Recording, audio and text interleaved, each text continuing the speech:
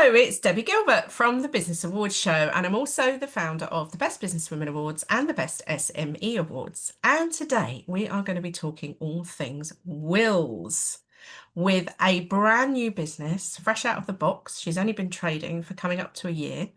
Nellie McQuinn from Away Wills, welcome to the Business Awards Show. Hello, Debbie. Thank you so much for having me. It's a pleasure to be here. So, we met you a couple of weeks ago at our Gala Awards night, collecting a silver Yep. award for Best New Business. How exciting! Yes. Yes, it was amazing. I've got it on my shelf just behind me. It was Oh, such a wonderful night. So yeah. thank you. Thank you, Nellie. So, Nellie, you've been in Wills for coming up to a year. Talk me through what made you go into will writing. Well, I had probably the biggest career pivot ever known to man. And I am very new to this sector. So I was a third generation entertainment professional. So I was a television producer, head of production at a major global media company. And I have been in that industry since I was 7 years old. So I ended up starting my company, my first company when I was 19 years old, and that was a production company. So entrepreneurship and starting things has always sort of been in my blood. I took that company up and sold it probably about 6 or 7 years ago, and then became one of the founding members of management of a much bigger startup. And then it took that up even further to sort of astronomical heights. And that was the company I was head of production. So was working with the likes of Netflix, Disney, some really fabulous black brands. I thought I was in my niche. I thought that was me done. And I'd sort of found my place, but then I was made unexpectedly redundant. I simultaneously found out that I was pregnant with my second. And I sort of thought, you know what, I need a beat. I need to just take a break and sort of reassess my life a bit. So I did that. And as I was nearing giving birth, I had a chance encounter with a will writer who started to tell me about how important it was to have a will, especially if you're a parent with a young child. And I know we're going to get into this a bit more, Debbie, but it just sparked something in me. And I felt that there are so many people my age, millennials, young families, that just don't have this idea of how important having a will is. And I just felt, apart from the fact there was this massive gap in the market, I felt this sort of calling. So I started to look into it. I fell in love with it. I retrained as a will writer when I was 6 months postpartum, set up my company, Away Wills, and here we are. So yeah, it's been a whirlwind ride and a massive career pivot, but I absolutely love it and very happy here. So, where did the name come from? I'm always intrigued about this. So, Away Wills, where did that come from? So, yeah, where there's a will, there is a way. Oh, Um, right, I get it. Right. yeah, which is it's subtle, and we don't actually put that on any of our marketing. And I like had a big thing about my husband and I talked about it. Should we put it on? Should we not? But I kind of love what you just did, Debbie, which is that moment where people go, "Oh, I just got it," Yeah. and I love that. But also, I sort of felt like away, gone away. We're preparing for this journey, of death and of passing, where you are going away. And we sort of want to file away all of our things, and it just felt like yeah, I just felt the name was lovely. So it's, I that's love me now. Yeah. it.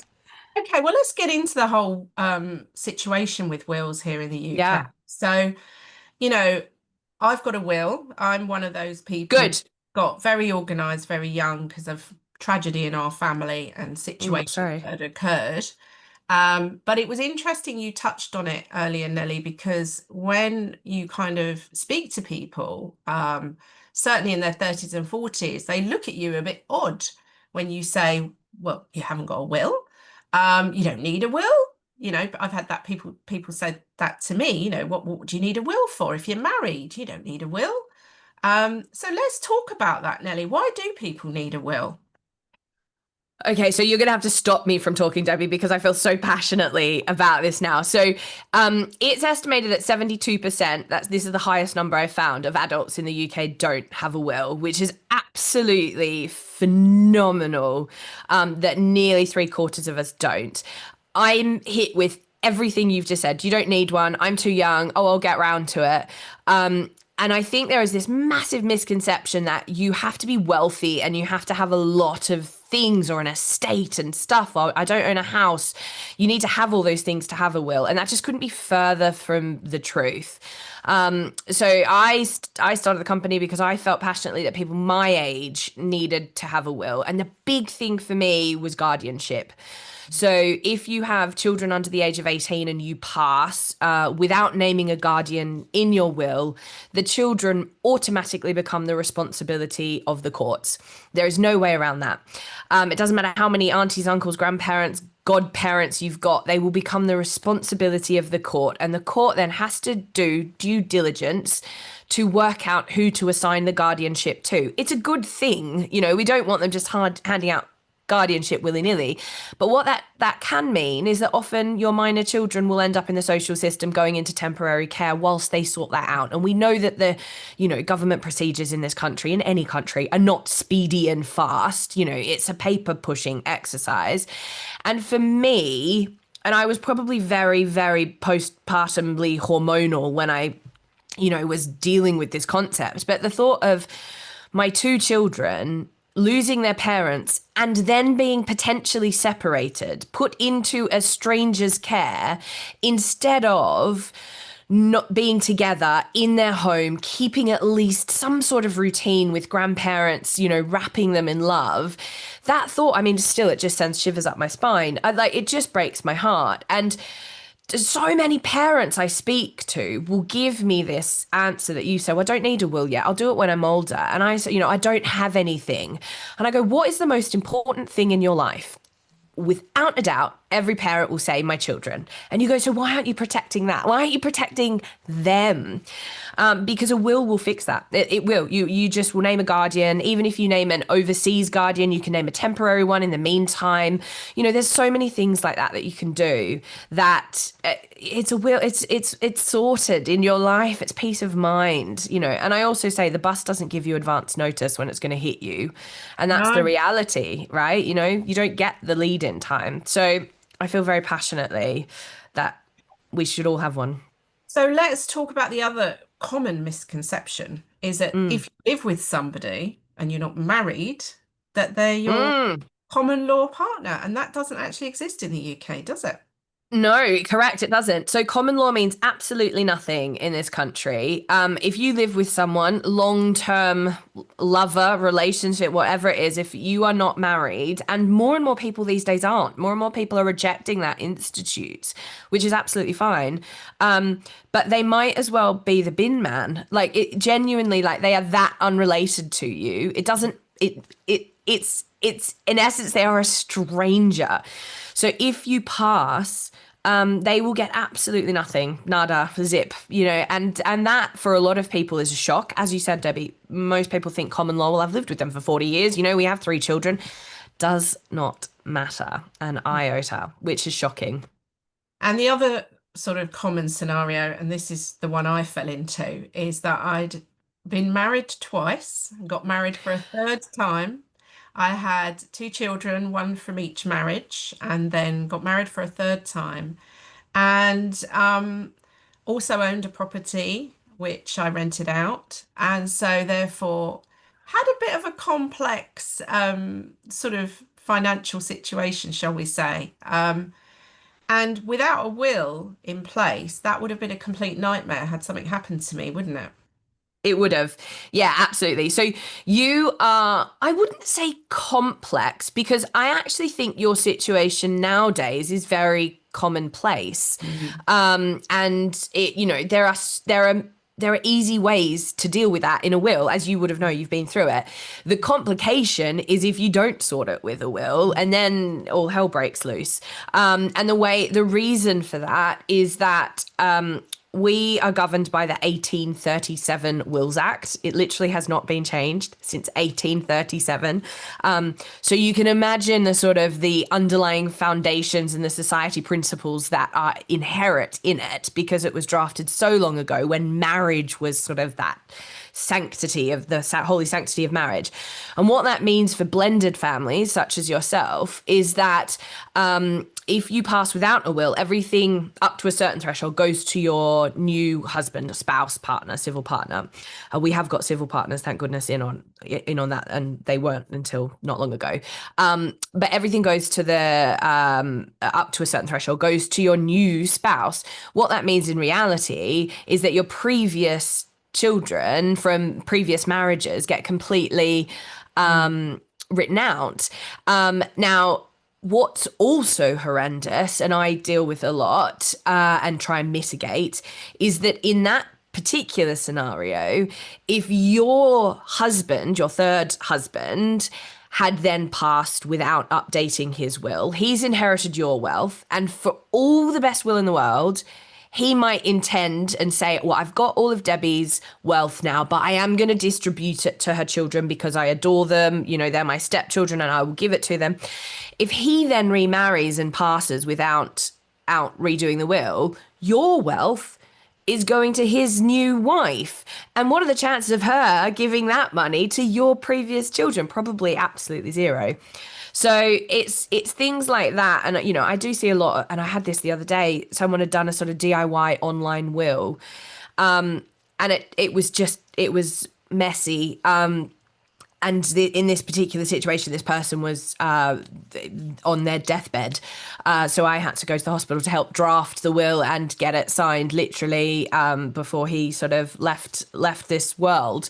Thank God I was able to drop everything that day and get down there, because the online thing, it just didn't sort of cut it. So this is why you need a professional, someone who's trained, who understands, you know, to do it properly. But yeah, exactly, Debbie, your example is bang on. We did ours a few years ago again, and I've put effectively 50% of my estate into trust for my two children. So when the time comes, if I go first, you know, John still has half of my estate to himself. And then the other half is set in trust for the children. And if well, they're not children, they're adults now, but for my children. And if he remarries, he can do whatever he wants, but that 50% remains ring fenced for them. One day, once John passes away, they will get their 50%. Yeah, and that is so typical of what I do. And you use the word which I use about 27 times a minute when I'm talking to someone. But ring fence, you're ring fencing the assets. You're ring fencing your half over here to pass down to your children. You're ring fencing it.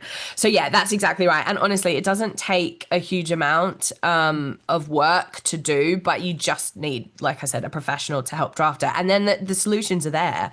So yeah. And I think sometimes as well, you know, having been married 3 times, I've got a number of rings and bits of jewelry. And, you know, I've been able to name my nieces in my will, and what pieces of jewelry will go to them and what pieces of jewelry will go to my sons. And I think sometimes, you know, it is a time for reflection, and it is a time for us to think about, you know, what legacy do we want to leave behind? And we certainly do not want to leave a load of rowing relatives who are all like not sure what on earth's going on. And I think, you know, we owe it to our families to tie up our loose ends and make sure everything's there, because we don't know when that end will be. And like you said earlier, it could be tomorrow. You know, you could get in a car accident, run over by a bus, or struck down with some horrible illness very, very fast. Hopefully we'll all live a long life, but actually, you know, it does happen. And I've seen it certainly over the years with people who, I'll give you one little story. A friend of mine's sister suddenly died. She'd only given birth 3 months before, had got a newborn baby, and she had an aneurysm. And unfortunately, she was still legally married to her ex-husband, had set up a brand new life with somebody else, and was living with this guy and had no will. So you know what I'm going to say? I do, and it's horrendous. Went to the ex-husband, who wasn't an ex because they weren't officially divorced. Her 2 children separated, Yeah. One went to one person and one went to somebody else. But at a time which was horrific, this girl was only in her early 30s when it all happened. Um, you'd got all of this realization that this mess was there, and that trying to pick your way through a mess when you've just literally lost a loved one is horrendous. Oh, Absolutely it's horrendous. yeah, it's awful. And I say to my clients, I subtly, obviously, and with compassion, but it's not you that's the one that's dealing with it. You're gone. It's your family, it's your loved ones. You want to make that as easy as possible for them. And it's interesting you talk about legacies, Debbie, because and we didn't really touch on this, but I'm building an app at the moment and finance raising for that because I feel really passionately about preserving emotional legacies too. So it's not just for me. And I found this when I started writing wills. I would go into these people's houses and they have these amazing stories. Everyone has a story, and everything that is left in a will is done so because that item has been on a journey and it has this history and it's steeped with this emotion, and yet we don't see it. And I'd go home and write the will, and I'd sort of, my grandmother's ring, and it just did no justice for this legacy that this person has sat with a cup of tea and told me. So yeah, my vision and the sort of the next stage for Away Wills, and hopefully this will all be in my application for next year's awards, Debbie, is that I want to build an app to help people preserve their emotional legacies as well. So it's not just about writing the will, it's about that whole big picture, because I think the will is, although necessary, it's quite a legal cold document, and people are just so much more than that. So yeah, that's I love that. my vision. I see that would be amazing, because if you look at a site like Ancestry, which I'm on, and I've managed to trace my relatives back to the 1500s, which is amazing. Wow. I know. But what I don't have is their stories. Yeah. And Yeah. it'd be Exactly. wonderful if we can now document, because I've always said if anybody researches me in 100 years, they'll be like, oh my God, this woman, got married 3 times. Like, why did she get married 3 times? Yeah. And there was reasons behind that. And yeah, of course. you kind of you kind of want to make that story come to life. So I would be one of the first to sign up to your app. I think it's amazing. I will be looking for beta testers, Debbie. I will absolutely reach out when it's ready. But yeah, I think that people are so much more than we all with just rich tapestry of life, and we meet people and we sort of have a story, even if it's just on the bus. I did this, and oh gosh, you'll never believe my journey. We are storytellers by nature, and I think that's where my media background and it's kind of trying to bring that into the will world, which some people think I'm crazy for. But yeah, we are inherent storytellers, I think, and I really want to help people capture that for the next gen. I think that's good, because we, in a few hundred years, to be able to actually read somebody's story and understand why they did what they did and why they moved where they did. And I've traced some ancestors who are actually living in Jersey, don't know why. And eventually you watch the pathway, and the sort of family ended up in the northeast. I mean, God, how did that happen? Yeah. Find this stuff out and you think, why did they leave? Weirdly, I'm in Somerset now, and these people were living in Somerset, my ancestors, and then they went over to Jersey and then back to the UK, and then were in Essex, and then eventually ended up in the northeast. And then, oh my God, it's just like, why? I want to know why. Yeah, totally. So just quickly, I've got a brilliant story. My mum and I went on this pilgrimage. Exactly. My mum's obsessed with ancestry.com and all of that, and she loves it. And we went on this pilgrimage over to Ireland to try and trace my mum's father, my pa, who helped raise me and I adored. We went to sort of trace his ancestry, and we had nothing. We had like a few tiny bits of information from when they'd moved to Australia, which is where I grew up. And we knew the name of the house, and we found out that the name of the house was also the name of a little town in Ireland. And we thought, maybe that's why they've named their house that. So we went on this pilgrimage, my mum and I.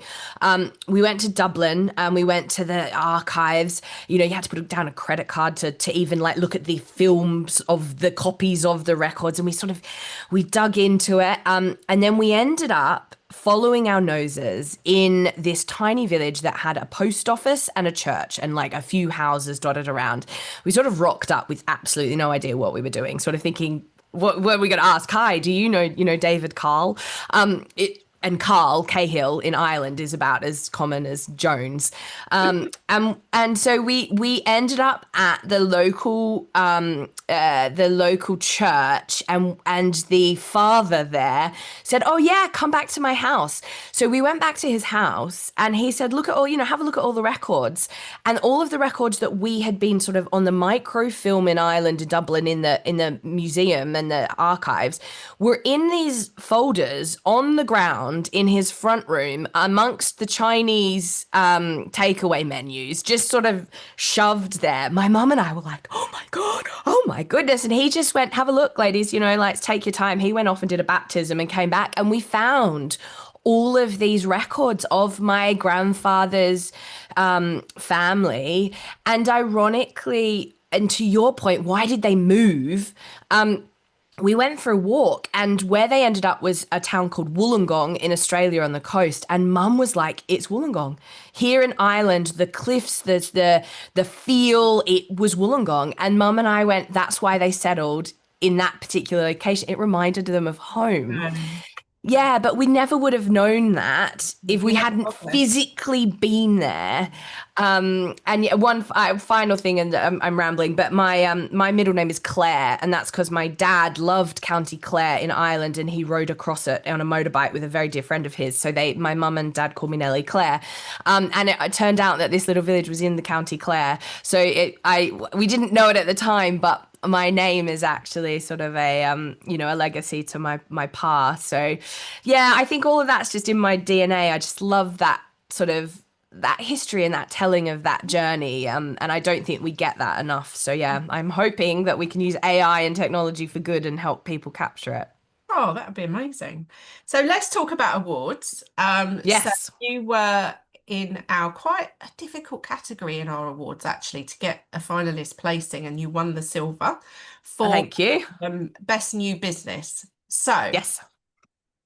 what made you enter? Why are awards on your radar Mm. at this very early point in your business? I'm intrigued to know. I don't know what. It's just such a great question. I don't know what first put them on my radar, but I think for me in general, awards are such a huge part of my strategy because I am focused on growth, and I'm focused on building out my business, and the legitimacy that winning an award Hmm. provides is huge for a business at its early stages. So when I go and see clients, of course they want to know, they'll look up Google reviews, and they'll look up, oh, you are a relatively new business. Why should I go with you as opposed to the high street? So to be able to say, look, even at this early stage, I've won a few awards, silver with you guys. I was a finalist for the British Wills and Probate Awards, which is kind of the Oscars for the wills and probate world.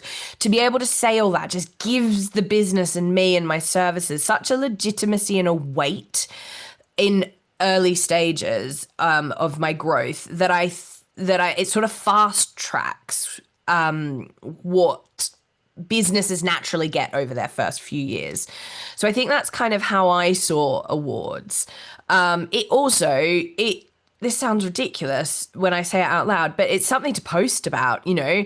It's every event is, it's social content, it's reels, it's stories, it's a nice photo looking glam, and, holding an award it's good to have that stuff. And also it's networking. I meet these amazing people. And in fact, Debbie, you posted something a few days ago. You delivered an award to someone, and we've already reached out, and Connecting. we're Yeah. doing a brand partnership together. So it's all of that sort of Okay. stuff, which Yeah. is, that's also a huge added benefit to awards. So highly recommend them. Thank you. Yes, I went to see Sophie from Woven Farewell Coffins, and Yeah. she would be a good contact for you, because sometimes she is actually dealing with people who are terminally ill. They haven't actually died yet, and they commission her to make their coffin. Yeah. Yeah. Might sound very We morbid, but I think it's no. a thing. Yeah. Yeah, yeah, I mean, morbid is kind of I don't believe in morbid No, actually. I I try to don't. make the process about joy, and I think if you're writing a will, you're celebrating the things you want to protect in your life. So, and having choice and having that ability to dictate that is, I think, a privilege. So, yeah, and we're talking about how can we work together, and I'd love to offer her services to my clients, and she said she'd love to do the same. So, yeah, I mean, that's such a lovely byproduct of your awards that already has happened.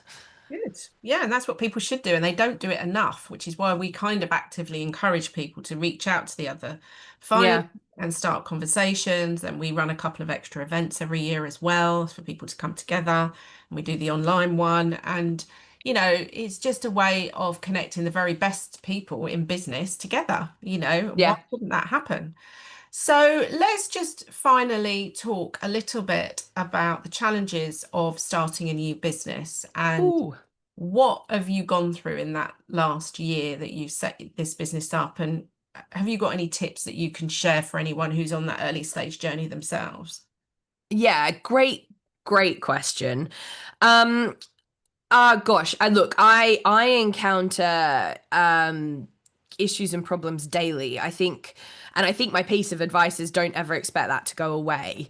Mm. I think that's just part of business. And I had a team of nearly 200 people across the globe, and I was still coming up with those sort of things. And I had big, legal departments and tech departments, and you're still coming a cropper at least once a day. And I think if you're not forging a path and you're not innovating. And I think that is really important. I will say, however, shiny sort of penny syndrome, I don't know if that's the right word, but is, I think, when you are a solopreneur and in your early stages, I think that's one thing to look out for. And I think especially now when there are so many brilliant programs and companies and services, and in among on their own they're fantastic, but you sort of go, oh gosh, that's amazing, I could create an AI version of myself to talk to clients, and then okay, great, let's subscribe to that, and then you look over here and it's like, oh god, that's really cool as well, I could get this thing to help with my process. And then all of a sudden, and I definitely fell victim to this, you sort of go, there are so many different things that I'm trying to juggle, and they're all brilliant in their own right, but I need to just go back to my core message and my core focus, and what is that? And so I definitely sort of stripped back a lot. Probably in the last month, I've sort of just really stripped things back to go, what do I need to do? What are my goals? And is what I'm doing now, and is that function, is that propelling my goal? Is it getting me closer to where I need to get to? I have my to-do list, and I also like to make sure that my to-do list has the items that are money making. So I can say, is this thing that I am doing today, is that going to generate me some money? Mm. In some way, shape, or form at some point. And I try and at least do 2 tasks a day that will generate me income, because I think a lot of people think that it's a dirty word, but it's not. You have to have money has to come in, it's how you pay yourself. And you can have the most wonderful, noble business, but if you don't have money coming in, even charities, you need to have that cash flow. So yeah, I try and make sure that I'm doing something that generates revenue each day. Otherwise I do get that kind of, I need to put my blinkers on, otherwise I get shiny syndrome, and I'm like, oh, I've just spent 4 hours designing a really lovely page on my website and it looks amazing, has it generated me any money? No, get back to work. So yeah. That is good advice. That is such good advice, because I think it is easily, to get distracted with things Mm. that aren't that important and certainly aren't going to, be putting money into your bank account. Well, Yeah. it's been lovely chatting to you today. I've loved Thank you, Debbie. You're an absolute fireball of enthusiasm, which I love. And I think you're definitely bringing the sparkle into the wills industry without a doubt. Um, so, if you have been listening to today's episode, we will make sure that Nellie's details are in the show notes, and you can contact her for any advice about writing a will and getting those important things tied up before you leave this planet. So really important to have a chat with her about it. Nellie, I know that we're going to be seeing you on award stages for the next few years. I have no doubt in my mind. Oh, thank you, Debbie. Thank So you. I appreciate that. And thank you for having me. It's been lovely to ramble and good tell my luck. story. Well, good luck, and we wish you continued success. So thank you. Thanks, Debbie.